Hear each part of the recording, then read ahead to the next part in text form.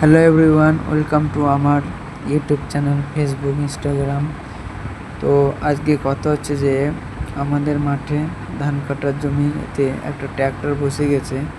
তা ট্র্যাক্টরটা কীভাবে বসেছে একবার দেখায় তোমাদেরকে।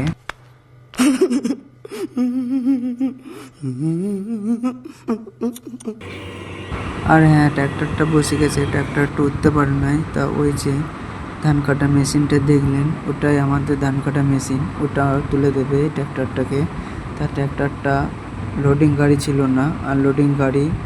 বৃষ্টি হওয়ার কারণে গাড়িটা পুরোপুরি ফেসে গেছে, পুরো ডালা লেগে গেছে, এমনকি ইঞ্জিনের চ্যাসিস টিকে গেছিলো পুরোপুরি একদম।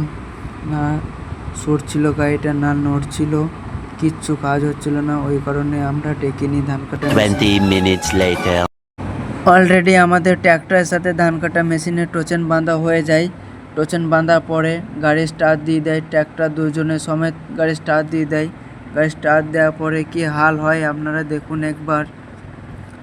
টোচেন লাগিয়ে টানাটানি করছে, টোচেন যাতে না ছিঁড়ে যায়, একটু দেখতেই পাচ্ছেন দুজনেই সমানে চাপের মধ্যে দিয়ে। আমাদের যদি ভুল করে টোচেন বাঁধা হয়ে যায় তাহলে কমেন্ট করে জানাবেন। 2 hours later.